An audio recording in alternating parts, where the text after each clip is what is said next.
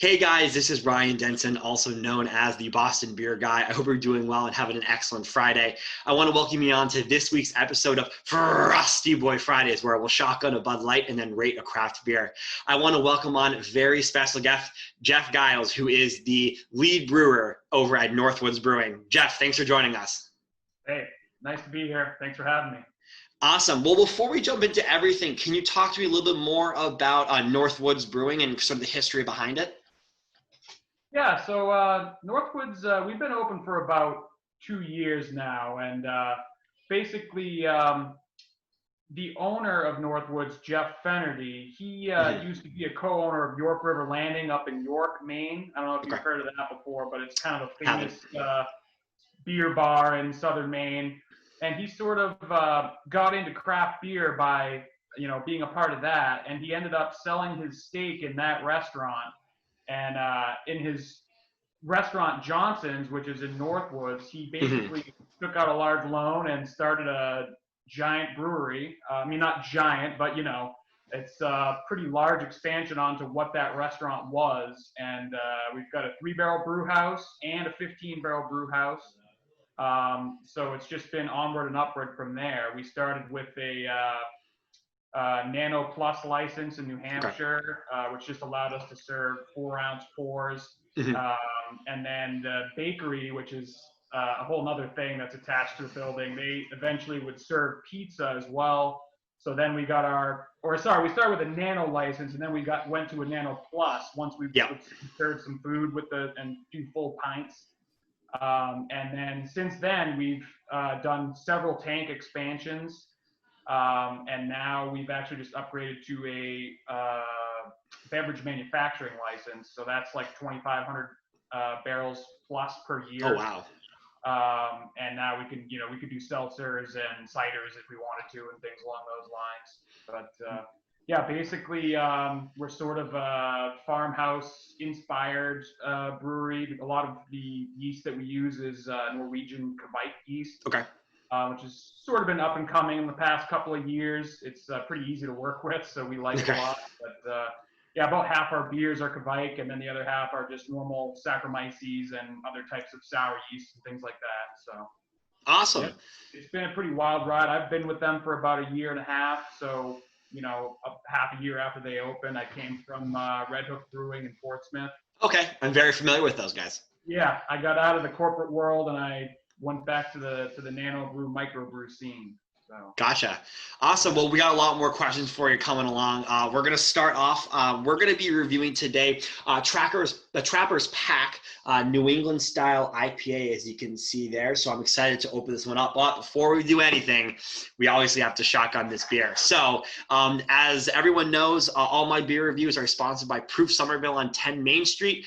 Go ahead and get yourself a beer there. We're going to open these up and shotgun and then jump into this beer review. When was the last time you shotgunned a beer? It's been a while, actually, and I just screwed up opening this beer, so that's going to be really fun to shotgun. Oh, yeah. I didn't do the best hole. You know what? Hang on 1 second. I'm really sorry. All right, no worries.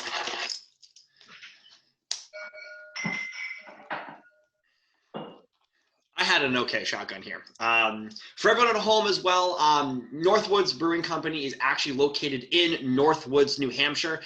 They are sort of a little bit north of Nashua, New Hampshire. So if you ever get a chance, you definitely got to head up. They got some great pizza, great beer, and I'm so thankful that everyone has sent me over some stuff. So now that you're back, let's shotgun this beer. I absolutely destroyed my can, so I'm going to just chug the beer out of a glass. Sounds like a plan. All right. Awesome. Cheers. Cheers.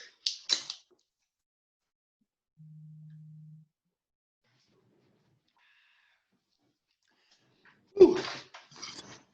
Impressive chug. Very Impressive good. chug. Awesome. All right, well, let's get into this. So, as I mentioned, Trapper's Pack New England style IPA. Before we jump into everything, talk to me a little bit about this beer. What are we about to drink here? And let's open it as well. So yeah, this is a New England style IPA. So as you can imagine, it's fairly hazy and it holds its haze fairly well. due to a fairly large percentage of unmalted wheat and malted wheat base. Also, it uses, what's in that? I believe it's just pale malt for the base, and then wheat and unmalted wheat.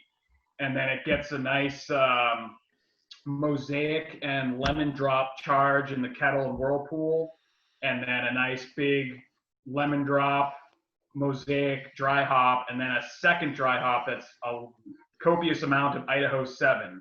So it's pretty juicy, lots of melon flavors and things of that nature. So Awesome. And it's actually coming in at 6.4% ABV as well. So it's a nice kind of middle of the road New England style IPA, not too heavy, you know, but has enough to kind of pack a punch. So Geoff, you mentioned sort of at the beginning where you came from. You came from, you know, the brewery in Portsmouth. Now you're here at Nano Brewing. So what kind of got you into brewing? What made you fall in love with it? And how did you get to sort of where you are?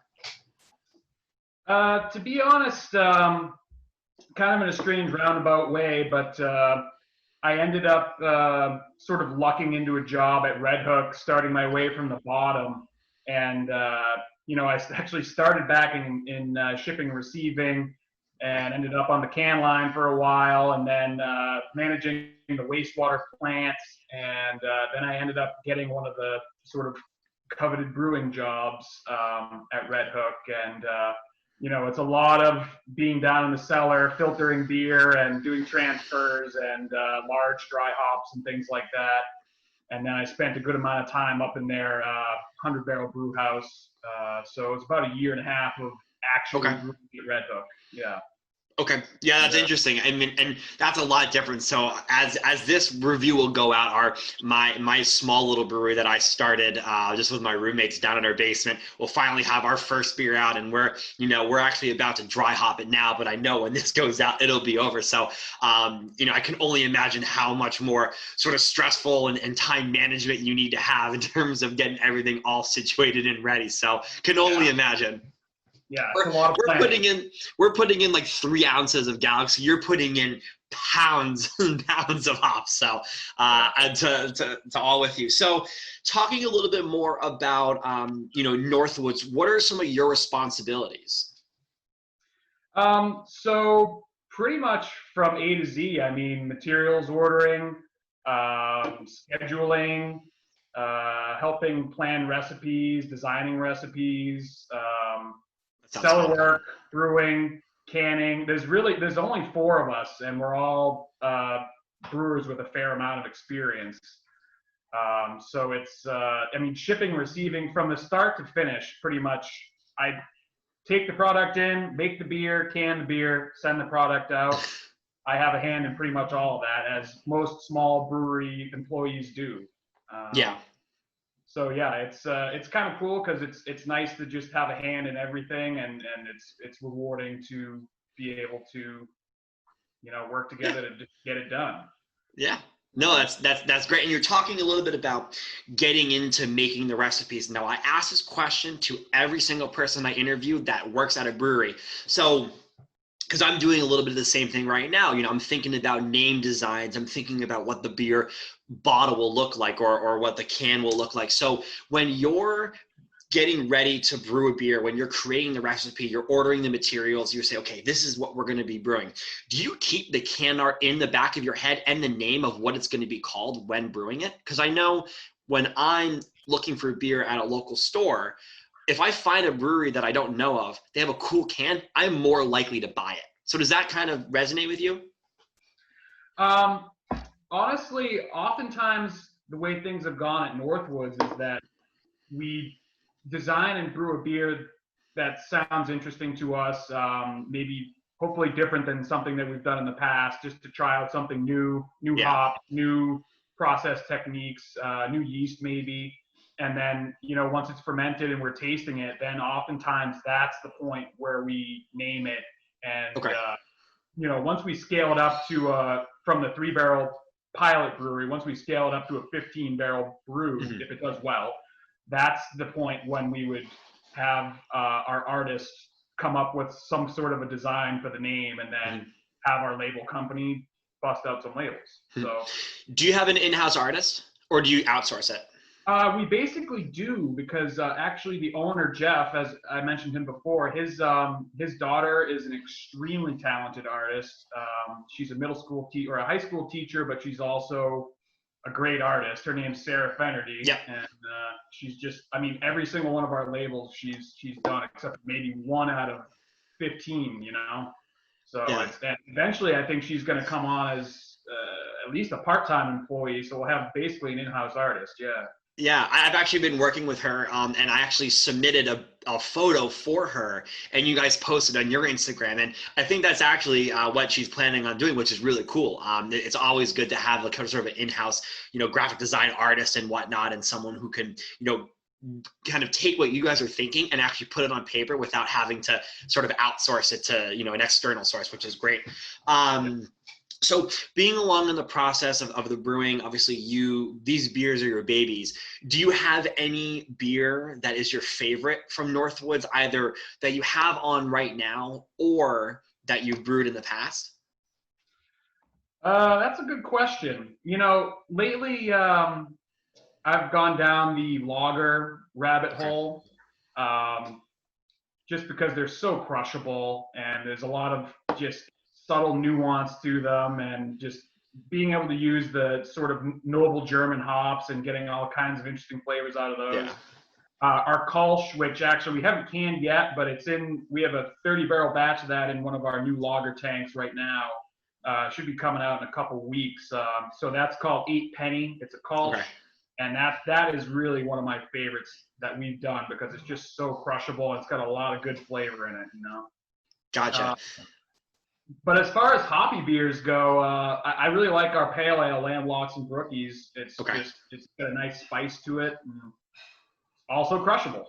Yeah. So. I feel like a lot of the beers that I've had that you guys had, except for the porter, because that's not crushable. That was a thick porter that I drank, and I tried to do like a 60-second beer review, and you guys were the first ones on there for myself, and I was like, oh god, what did I do? This is incredible, but it's too hard to drink quickly. Yeah. So that being said, when you're not drinking Northwoods, because you probably are all the time, do you have a favorite brewery right now that you're really loving, or an all-time favorite brewery that you've been drinking for a while?